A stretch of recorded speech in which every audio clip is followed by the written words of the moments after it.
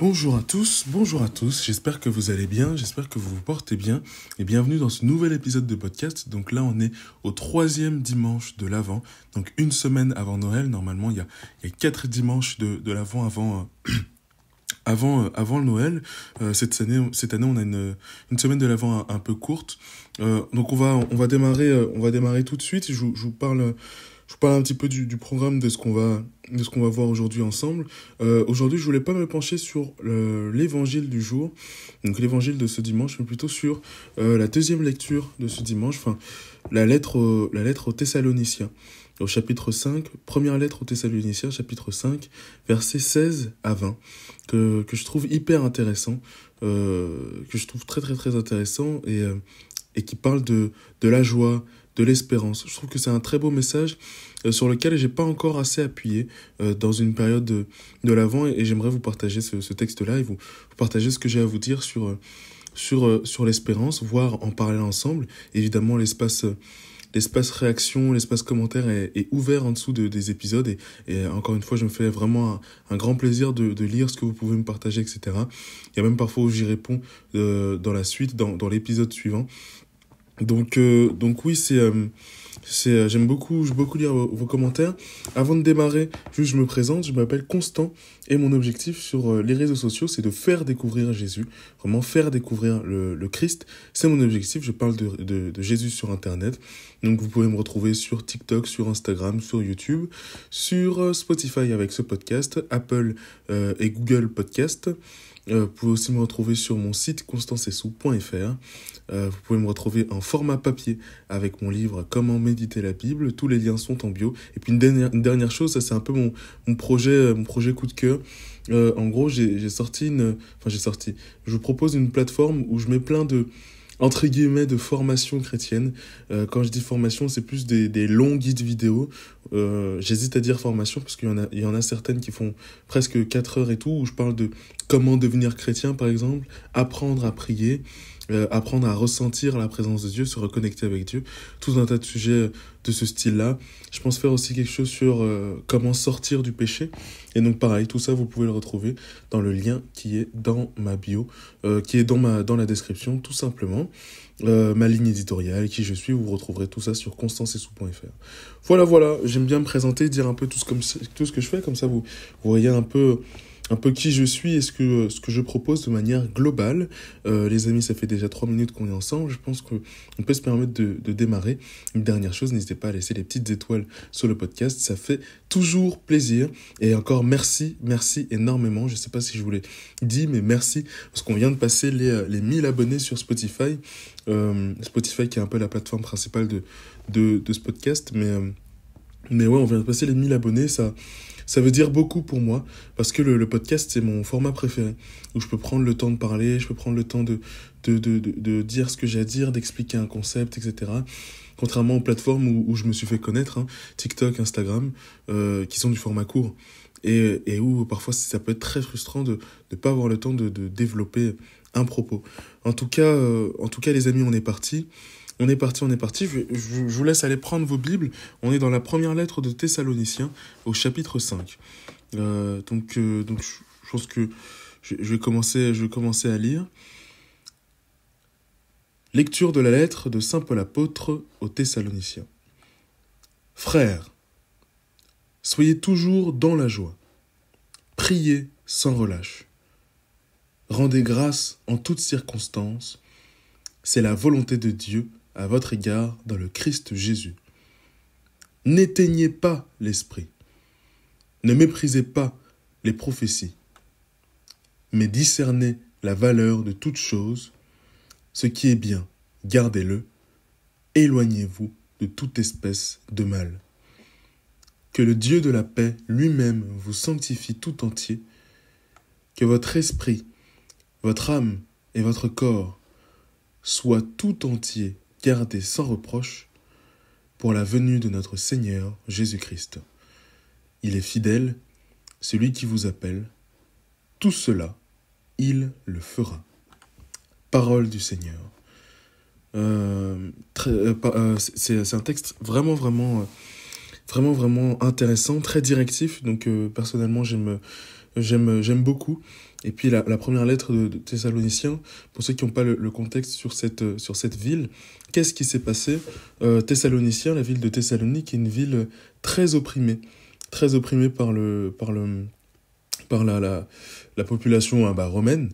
Et donc à tel point que la ville de Thessalonique pensait que c'était déjà les temps de la fin. Et donc l'apôtre Paul va envoyer plein de lettres, du coup 2 lettres, première lettre de Thessalonique et une deuxième lettre de Thessalonique, une deuxième lettre à Thessalonique plutôt, pour déjà rassurer sur le fait que non, c'est pas encore le temps de la fin, machin. Et puis encourager, parce que malgré ça, c'est une ville qui a encore un feu pour Jésus, mais qui est extrêmement opprimée. Donc pour dire cette souffrance-là, elle est en cohérence avec la souffrance du Christ lorsqu'il a été crucifié. Tout ça ne sera pas en vain, etc., etc. On a à nouveau des souffrances où il y a des morts, des personnes meurent à cause de leur foi chrétienne. Donc voilà, c'est juste pour placer un petit peu le contexte. Pour ceux qui ne savent pas, je tire mes sources donc de Bible Project, qui est je trouve une très bonne chaîne YouTube sur certains points. J'essaye de toujours le mettre en corrélation et en parler à d'autres personnes, à d'autres chrétiens, à d'autres prêtres ou pasteurs qui m'entourent. Les amis, ce que je voulais vous partager, c'est sur l'espérance. Le premier mot de cette lecture, c'est « Soyez toujours dans la joie ». Soyez toujours dans la joie. Et pourquoi est-ce que l'espérance, c'est important d'en parler dans le temps de l'Avent? Donc pour rappel, le temps de l'Avent, qu'est-ce que c'est? C'est le temps de préparation à la venue de Jésus. Le temps de préparation à la venue de Jésus. La venue dans le sens de la naissance de Jésus. Et donc pourquoi est-ce que c'est important de parler d'espérance? Parce que déjà à ce moment-là de l'année, à ce moment-là du temps de l'Avent, nous n'avons pas encore Jésus avec nous, mais on espère. C'est pas qu'on a espoir, c'est qu'on est dans l'espérance. C'est 2 choses différentes. On est dans l'espérance, c'est-à-dire qu'on sait, on a la certitude que Jésus arrive, que Jésus même revient, si on doit le replacer dans le contexte actuel, réel d'aujourd'hui. On a l'espérance que Jésus revient, que Jésus arrive, à la différence de l'espoir où et j'espère qu'il va se passer quelque chose. Je ne sais pas si ça va se passer, mais j'espère que ça va se passer. Alors que l'espérance, c'est je sais que ça va se produire. C'est une question de temps. Il y a cette dimension de certitude, de conviction dans l'espérance qui est vraiment différente. Et c'est la position dans laquelle, évidemment, l'Évangile nous invite à être, mais dans laquelle je ne vais pas dire on doit parce qu'il ne faut rien, on ne doit rien du tout. C'est pas une question de devoir ou quoi, c'est plus une question je dirais de foi en Jésus. De foi en Jésus, on a la foi en Jésus-Christ, on espère qu'il va revenir. On espère, on sait qu'il va revenir. On sait qu'il va revenir. Et donc, rester dans cette espérance, même s'il n'est pas encore là, je sais qu'il arrive, et je suis confiant, et je suis dans la joie, et je suis dans la paix, parce que je sais que mon Seigneur Jésus-Christ arrive. Et je trouve que c'est une chose qui se perd énormément, l'espérance. L'espérance, pas l'espoir, mais l'espérance. Même si l'espoir, c'est tout aussi bien, parce que ça reste optimiste. Rester optimiste face à l'avenir. Je trouve que ça se perd surtout dans les temps d'aujourd'hui où chaque fois que je rencontre une personne, elle me dit chaque fois, ah ouais, mais en ce moment c'est la merde, on va tous mourir, machin. Des choses dans ce style-là où que ça soit lié à l'écologie, que ça soit lié à non mais il y a trop de haine, non mais les gens sont trop mauvais, etc. Je pense que c'est quelque chose qui se perd et c'est notre rôle de chrétien d'être vecteur de cette espérance puisque nous sommes connectés directement à la source de cette espérance, à la source de la joie elle-même par définition, à la source de l'amour et qui est Jésus-Christ. Donc vraiment, alors c'est pas évident évidemment de faire ça tous les jours, de porter ça sur ses épaules. C'est pas ce que Jésus nous demande non plus, puisque c'est lui qui porte les fardeaux, mais simplement être vecteur de cet espoir, de cette espérance, être vecteur de cette positivité. Je pense que c'est quelque chose sur lequel on peut travailler. Quand on en a le courage, pas hésiter à parler de Jésus, pas hésiter à dire oui, tu ressens ça, mais moi, par la grâce de Jésus, je ressens ça, et à contrecarrer souvent vous savez, les mouvements de plainte, où je suis aigri, je machin, etc. À dire non, bah là, je suis pas aigri. Et j'ai le droit de le dire, même si tout le monde est en train de se plaindre. J'ai le droit de dire que je suis en joie et que le Christ est mon sauveur et que j'espère en lui et que machin.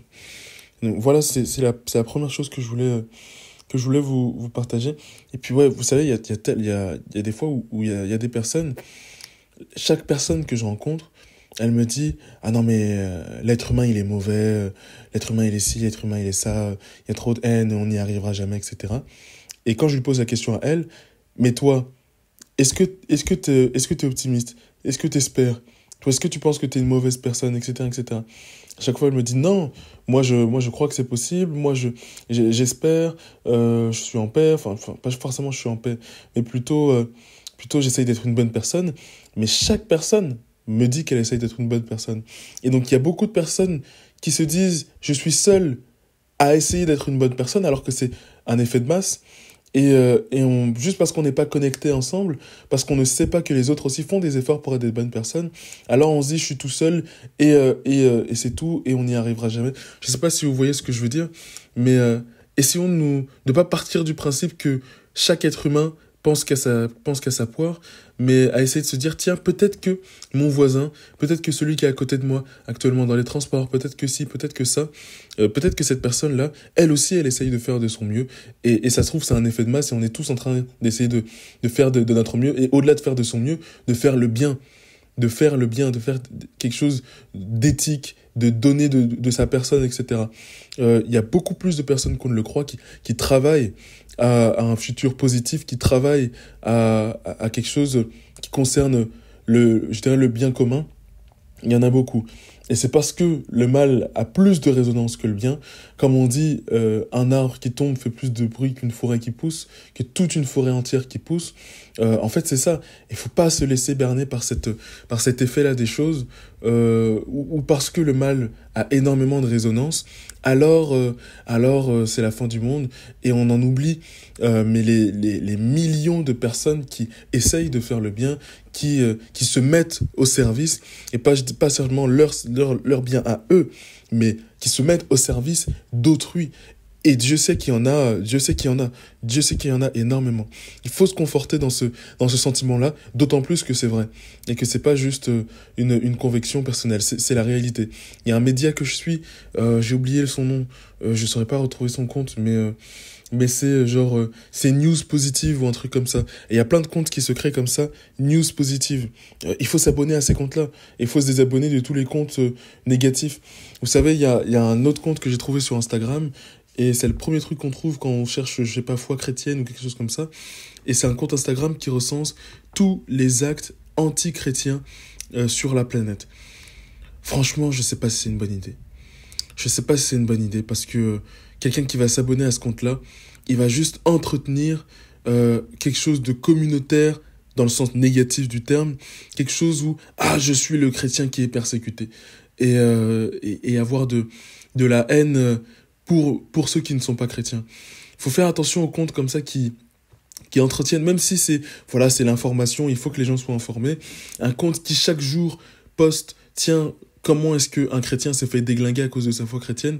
Est-ce que c'est ce dont on a besoin pour être des vecteurs d'espérance? C'est la question que je me pose. Et d'un côté, évidemment, que je comprends qu'il y a un souci d'information. Je pense il y a un souci de délivrer l'information au plus grand nombre.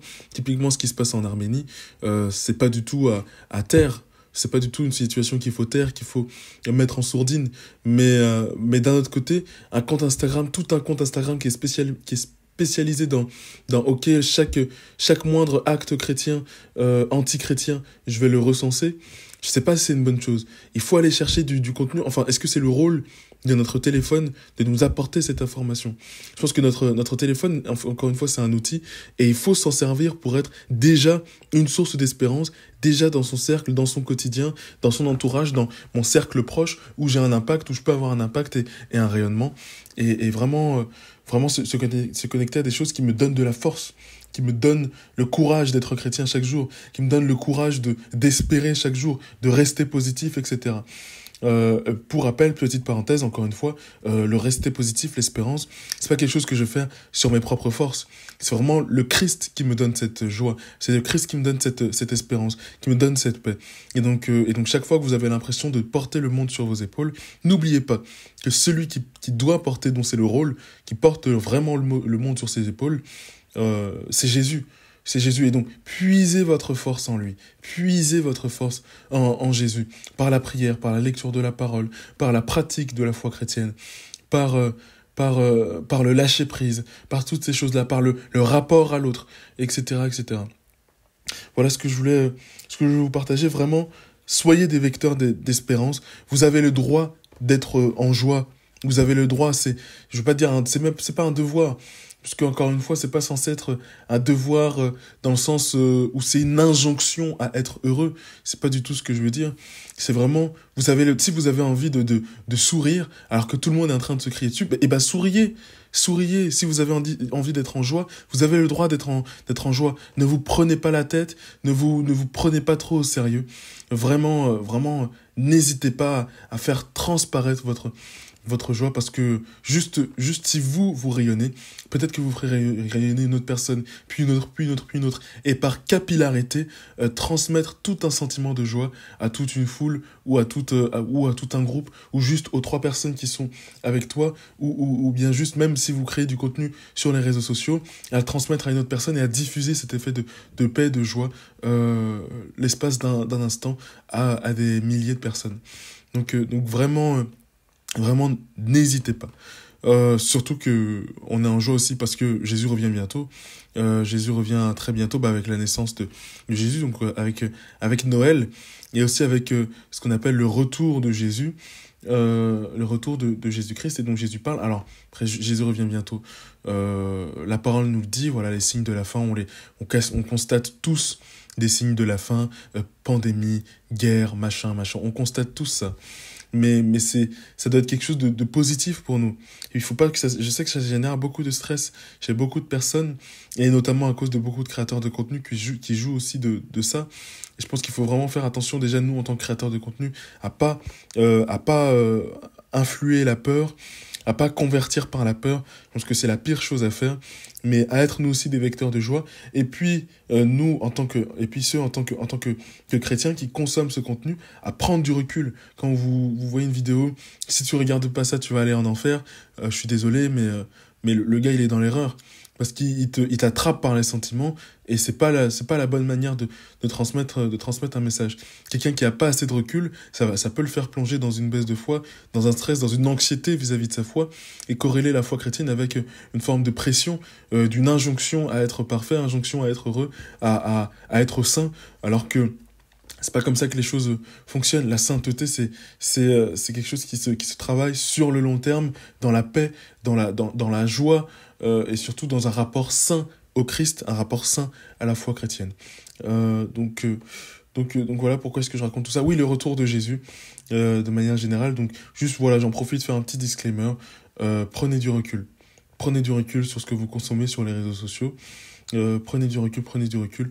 Le meilleur moyen de contrecarrer le stress ou l'anxiété, c'est de passer à l'action et de dire ok, très bien, lui il me reproche ça, je vais lire ma Bible, et comme ça personne pourra me dire que j'ai pas lu ma Bible, par exemple. Ou bien juste de prendre du recul, de se rapprocher soi-même de Jésus en se disant tiens, j'ai regardé ça qui me donne tel stress. Seigneur Jésus, qu'est-ce que ça veut dire sur la relation que j'ai avec toi? Est-ce que c'est vrai que je fais pas assez? Si je fais assez, conforte-moi dans le fait que je fasse assez, etc., etc. Et essayer de prendre du recul sur tout ça, ça me semble essentiel. Pour finir, une figure dont on peut s'inspirer et qui nous est partagée aujourd'hui dans Jean chapitre 1, versets 6 à 28, c'est la figure de Jean. C'est la figure de Jean, de l'apôtre, j'ai limite envie de dire du prophète Jean, dans le sens où il annonce le Christ comme les prophètes avant lui, mais de l'homme de Dieu, le prédicateur Jean, prédicateur charismatique, courageux, etc., qui, pour le coup, en avait absolument rien à faire du regard des autres et n'hésitait pas à être dans la joie si c'était le sens de ce que Dieu était en train de lui inspirer sur le moment. N'hésitait pas à dire ce qu'il pensait, à surtout dire la vérité et dire ce à quoi Dieu l'appelait. De dire à ceux qui l'entourent le message que Dieu lui a donné pour eux, tout simplement. Le courage et surtout la capacité de l'apôtre Jean à ne pas, à se détacher de ce que peuvent penser les autres. Lui, il fait juste son travail. Ça, c'est exceptionnel. Alors, est-ce qu'il faut se couper de toute empathie ? Je ne pense pas non plus. Il y a une manière de dire les choses, il y a une manière d'apporter le Christ. Les mots qu'on utilise, le ton qu'on utilise, la bienveillance, pour moi, c'est absolument nécessaire pour annoncer le Christ. La bienveillance, c'est hyper important pour annoncer le Christ. Tout ça, c'est important. Et faut pas juste, ah ouais, je dis la vérité, ça vous plaît pas? Non. Si, en tant que chrétien, tu ne fais pas l'effort et je veux pas dire par fainéantisme, mais juste par volonté de juste dire le truc, de se dédouaner, tu balances ton truc en disant, ah, c'est la vérité, ça te plaît pas, c'est pareil. Non. C'est pas comme ça qu'on annonce le Christ. C'est pas en disant, vous êtes des mauvais chrétiens, et ensuite tu finis en disant, si c'est la vérité, ça vous plaît pas, c'est pareil. Non. C'est pas comme ça qu'on annonce le Christ. L'annonce du Christ, elle nécessite des formes, elle nécessite une sélection minutieuse des mots qu'on emploie. Évidemment, on parle avec ces mots, mais on n'annonce pas le Christ n'importe comment, en disant, bon, ça y est, j'ai annoncé le Christ, j'ai joué mon rôle, je peux passer à autre chose. Non. Annoncer le Christ, c'est prendre le temps de le faire. Prendre le temps de le faire, dans le respect de celui qui est en face de moi, dans la bienveillance, etc. Bon, c'est un épisode un peu coup de gueule de tout ce que j'ai à dire sur tout ça, sur l'annonce du Christ. Ça me semblait quand même essentiel de vous en parler. Donc voilà, j'ai perdu le fil de ma première phrase. Mais oui, tout ça pour vous dire que oui, voilà, inspirez-vous de l'apôtre Jean pour annoncer le Christ, de son courage, de sa capacité, à se couper du regard des autres, à se couper de ce que le Christ, de ce que les autres peuvent penser. C'est une capacité, je dirais, exceptionnelle, dont on peut s'inspirer pour nous-mêmes annoncer le Christ autour de nous. Et rien ne sert de se dire, ok, je dois l'annoncer à des milliers de personnes. Si c'est l'aspiration que vous avez, tant mieux. Mais commencez déjà par ceux qui sont autour de vous. C'est généralement le plus difficile. Ceux qui sont autour de nous. Commencez par être chrétien, ne pas avoir peur d'être chrétien dans la présence de nos proches. Et ensuite, leur parler de Jésus 1 fois, 2 fois, 3 fois. Dans le respect de leur volonté, évidemment. S'ils veulent pas entendre parler de Jésus, respectez leur volonté. Mais ne pas hésiter à prendre le courage de l'apôtre Jean pour annoncer le Christ autour de nous, annoncer cette espérance, annoncer cette joie, cette paix, cet amour qui nous est directement donné de Jésus. Les amis, avant de terminer, juste n'hésitez pas à me partager tout ce que vous pensez de cet épisode en commentaire. Ça me ferait tellement plaisir d'avoir votre avis là-dessus. Parce que c'est vrai que je suis tout seul pour l'instant sur ces épisodes-là. Peut-être que bientôt j'aurai la chance d'avoir des personnes avec qui collaborer sur ce podcast. Dites-moi ce que vous pensez de tout ça. On parle d'annoncer le Christ. Moi aussi, je réfléchis beaucoup à la manière dont je devrais annoncer le Christ aujourd'hui. Je me dis, je peux pas juste me limiter à des vidéos Insta. Qu'est-ce qu'il faudrait ? Je sens que Dieu m'appelle à faire quelque chose d'autre, quelque chose de plus construit pour annoncer le Christ, mais je sais pas encore qu'est-ce que c'est.